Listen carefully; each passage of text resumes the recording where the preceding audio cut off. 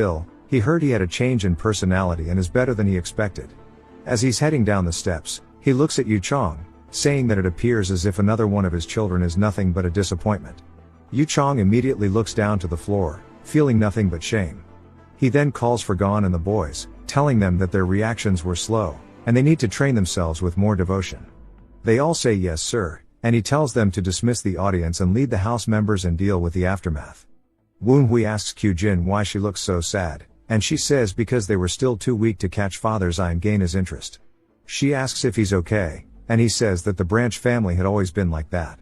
After ignoring his second child for so long, he suddenly gained interest after he showed potential.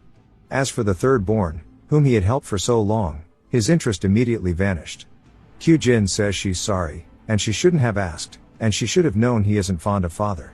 He changes the conversation, asking if she's hungry, and then suggests they go grab a drink together. That night at an inn, we see her drinking, saying that this is what life is about.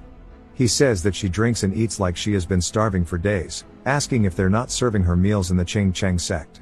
She says they give her lots, but it's always grass and other yucky shit, and he says it must be one of those Taoist temple things. She beats the table, saying at her age she should be eating meat and drinking alcohol, and this is why he shouldn't become a stupid monk. He says sure, and pours her another cup, and she tells him to keep it coming. He says speaking of the Ching Cheng sect, he wonders what kind of person her eldest senior brother is. She starts to blush and asks him why he's bringing him up, and Woon Hui says that she mentioned him in quite a few letters, so obviously he's curious, as he mentions how much she keeps talking about him, and she gets embarrassed telling him to stop it. He says that she mentioned he was coming to the clan head's visit as a guest from the Ching Cheng sect, and he should learn more about him and treat him adequately when they meet, but he says it in an evil tone.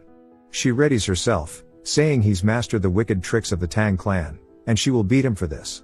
He says the fact that the eldest disciple, Yi Chul-san, is visiting is something to be careful of. There's a rumor that the Dark Sovereign's purpose for visiting is to find a new special martial unit like the Wild Wind Squad, and if that rumor is true, then countless sects around Sichuan will come to monitor or prevent that. That's also true for the Ching Cheng sect, which has had a long relationship with the Tang clan, and the fact that they're sending Kyu Jin's eldest senior to visit means they do not trust her, but she probably doesn't realize that. He then notices something and waves, and Kyu Jin asks if his drinking friend arrived, and we see it's none other than Gon, who says that he should have gone back to the training grounds, and Kyu Jin spits out her drink. Gon says he was impressed with her growth, as he didn't expect to see her manifest sword energy. Kyu Jin bows while thanking him, and uses sound transmission to ask Woon Hui why he never told her that Uncle Gon was coming. He says that she never asked, and she calls him a brat, and quickly pulls out a seat for him. He then thanks her and says that they sure have ordered a lot more today, and he just hopes they didn't order in his name again. Woon Hui asks if he can do that next time, and they bang glasses together, cheering, as Gon asks if he banged his head too hard in the fight. Kyu Jin is just surprised, asking him why he's being so friendly with Gon. He asks what she means, and she asks if he doesn't know what kind of person Gon is. They haven't finalized it yet, but he's basically Ho-san's sworn brother. He's rescued Ho-san from perilous danger during the bloody Ching Cheng battle, and the clan head personally gave him his warrior title. What a chat of a friend. Woon Hui realizes this might be bad, and immediately calls out for Gon, calling him uncle, and Gon asks what's wrong. Woon Hui says he didn't know about his relationship with his father, and apologizes for the great discourtesy he has shown him, begging that he'll accept his sincere apologies. Kyu Jin nods her head and tells him that was nicely done, and she's sure he'll forgive his transgressions. Gon looks absolutely disgusted, asking her what the hell he is doing, and if she taught him this. Woon Hui starts laughing, and asks Gon what were the reactions of the other Wind Hall members. Gon tells him to guess how many points they gave him, and Woon Hui holds out his glass, saying it must have been full points. Gon pours him his drink, saying he's too damn arrogant, and Woon Hui asks if he's wrong, but Gon says that nah, he's just pissed he's right. Woon Hui says he knew it. Because of the spar, he's earned the interest of the former squad members. The only issue left is Sanyong might be scheming something before the Dark Sovereign's visit. On cue, it jumps to Spidey, who wonders how much longer until they get to where they're going. He says he didn't expect them to get this far, because if he goes too far away, Woon Hui might think he ran away and tried to kill him. The carriage finally comes to a stop, and Spidey wonders if they arrived finally. Somebody escorts Sanyong out of the carriage, and she says they came without informing the temple, so she wonders if the Templars are present. Spidey says if they're at a temple, This might be where the person who put the toxic cinnabar in Woonhui's medicine is. He starts to feel a very strong demonic dark energy, wondering who the hell she is collaborating with. As the door slowly opens to the gate, somebody exits thanking her for coming this far, calling her a follower. They say that the Master Templar informed them she was coming, and Sanyong says that their spiritual connection always surprises her. Spidey immediately recognizes that what she is talking to is not a living being, but a Jiangshi. Spidey says that it must be one with its past life, and since it has the ability to make judgments, that makes it an advanced Jiangshi. And since he's using an advanced one that most Fengxi practitioners find very tricky to create, as a mere servant, this isn't the simple residence of a trivial sorcerer. Although he's not sure if reporting everything he's seen thus far would be enough, doing the bare minimum also wouldn't be enough. He needs to satisfy Woonhui to the point that he will listen to his plea. We hear an old voice saying, I pray, please bestow upon me more divine decrees, as he's hitting his staff into the ground. The little Jiangshi from earlier tells him that Sanyong has arrived, and he says to let her in. Sanyong greets the Master Templar, who says that he sees she's returned because something hasn't worked out, and that she possesses far too much greed, and God only takes care of believers who can consistently submit themselves wholeheartedly.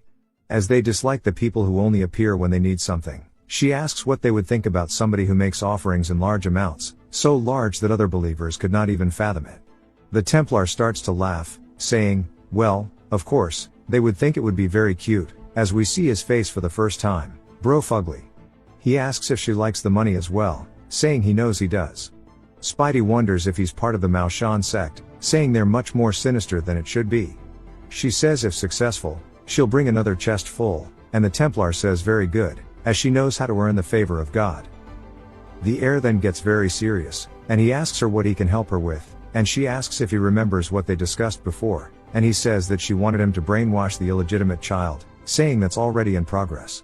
She says that the situation has changed, and she needs something faster and surefire.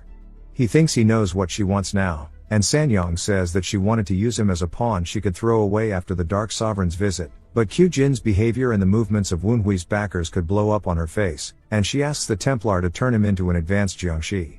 He laughs, saying he must have really struck a nerve.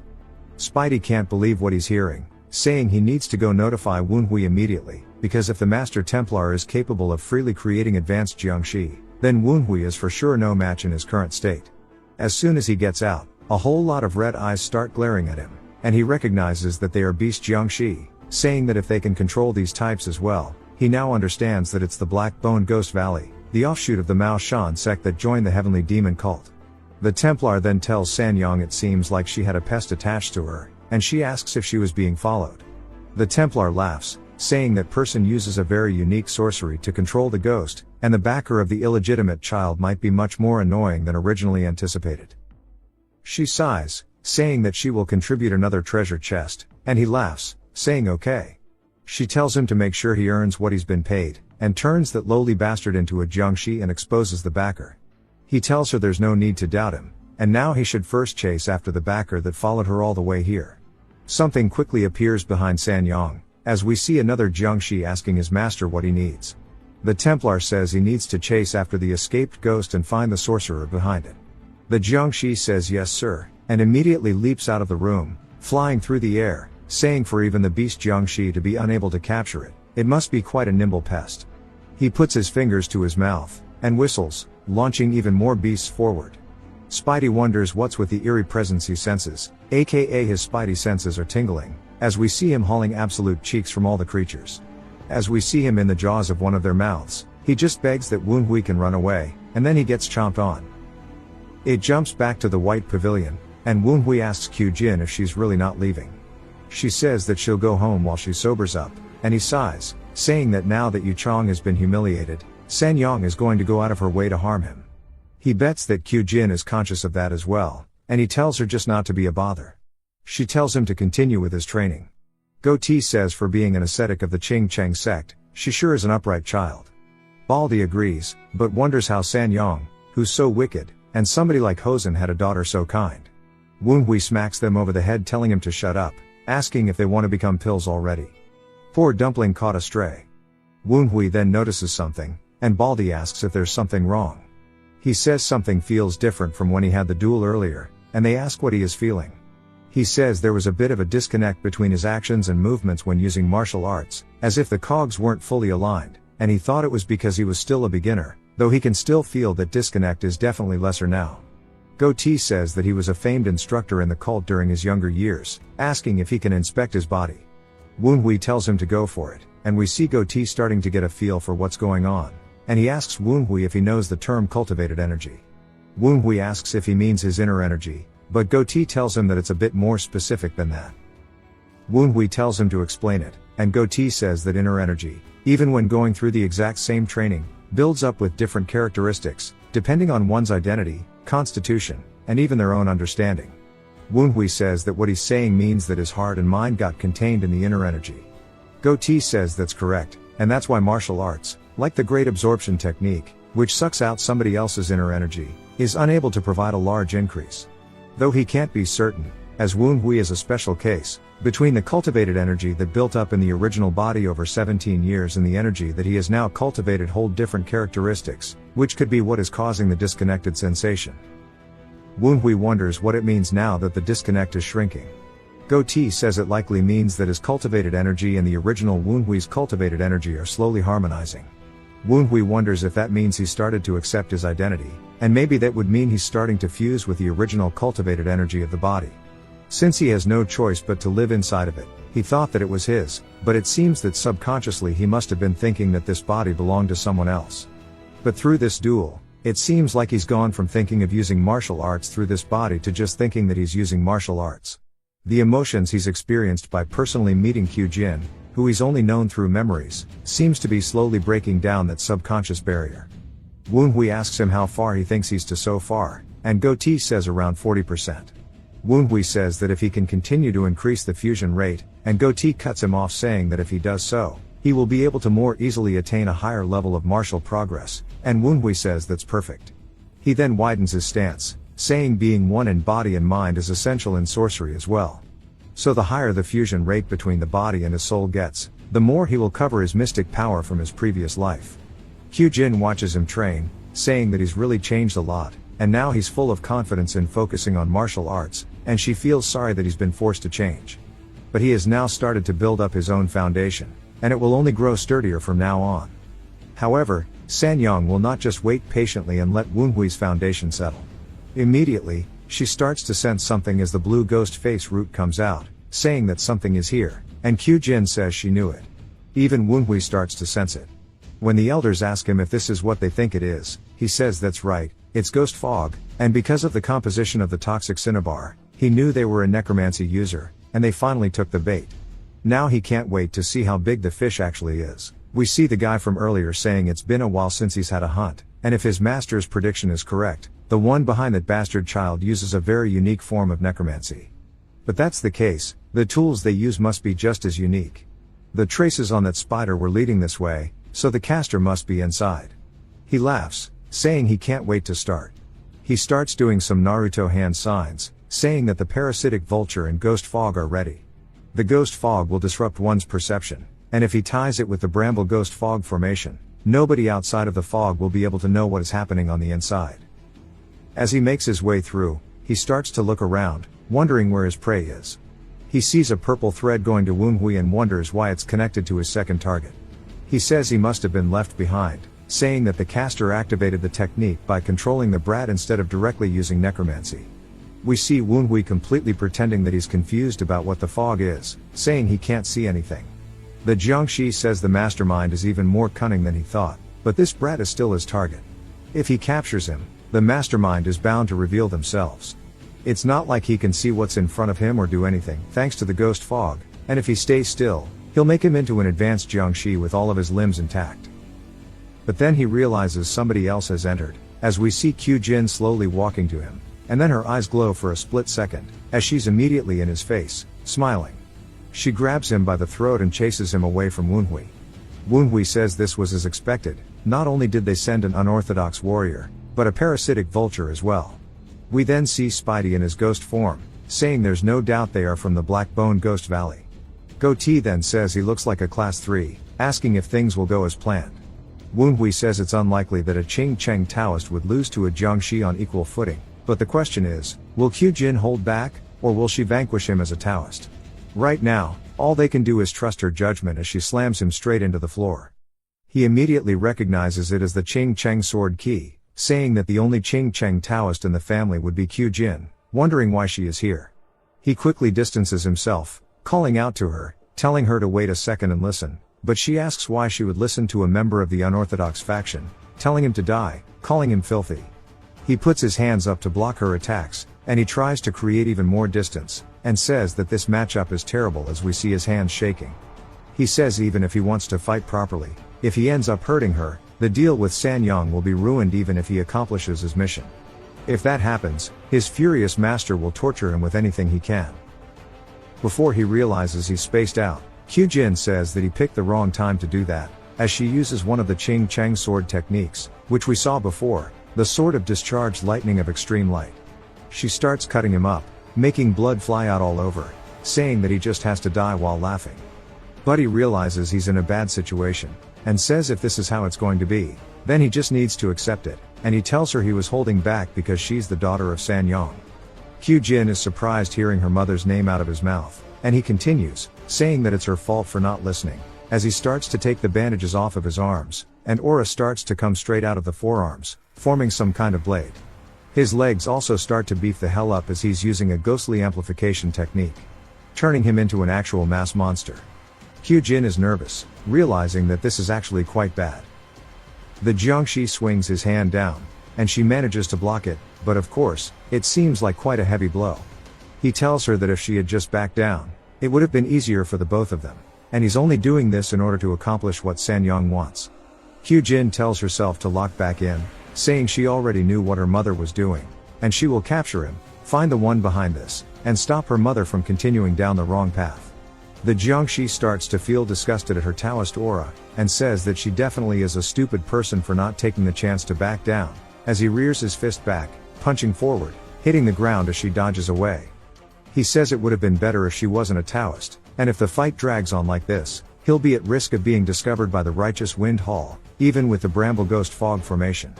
Plus, that cursed caster could show up at any moment, and the longer it goes, obviously the worse it'll be. Even if the ghost fog clears up, he needs to use the parasitic vulture, as his target is still the bastard son. The vulture immediately gets some kind of telepathy from the guy, and it immediately starts to fly away, and Dumpling says it seems as if the parasitic vulture has stopped emitting ghost fog. Woonhui says it looks like he was finally using the vulture, and he almost fell asleep waiting for this moment. Dumpling then says it might have been even better to let the girl take on the vulture while he fights the unorthodox warrior. As the vulture starts to descend, screeching directly towards Woonhui, Woonhui stares at it, asking why the hell it's screaming in the middle of the night, telling it to get on the ground now, as his eyes start to glow purple, as he's using his mystic arts called the Evil Ghost Advent, aka his magic eyes. The vulture feels a primordial fear, and immediately dives past Woonhui, directly into the floor, and Woonhui says that's not what he meant. The other ghost says it's a miracle it didn't break its neck, and it seems that its body is as sturdy as you'd expect from a parasitic vulture. Dumpling says they surely used rare materials and spent a long time making just one of these, and it just had to go up against Woonhui. Woonhui says they all seem pretty pleased with themselves, even though he's the one who did all the work, and he tells the bird to get up, and it immediately does so. He says he's going to give it two choices, asking if it'll fight the other Jiangshi, or if it plans to fight Woonhui. The vulture looks terrified and immediately leaps away, attacking the Jiangshi from behind. It wonders why it's attacking him and how he lost control of it. Then he realizes that must mean the caster is skilled enough to take control from him, and he didn't even sense them. Q Jin immediately jumps up behind him, laughing, saying if he lets his guard down like that, she won't hesitate to strike him down. As we see her cleave through him, we see that it was actually his arm that she managed to cut off, and the dude says he needs to retreat immediately once his arm hits the floor. He wonders why she's not doing anything else, so he asks her what she's doing, saying she could have killed him with an attack just now, or if she's showing mercy because of Sanyang. She starts to laugh, saying, as if, and it's so that he can thoroughly repent for salvation, and she's going to shred him to bits very slowly. He tells her that she's insane, asking how this is the face of a Taoist. The parasitic vulture does a drive-by, scratching the dude's eyes. He screams, looking at it, and Q Jin says that she doesn't know why the beast turned against him, but now is her chance to get rid of the remaining ghost fog, as she starts to use another ability called One Energy of Heaven and Earth. It's just her Taoist energy and uses a technique called the evil expelling torrent. The guy then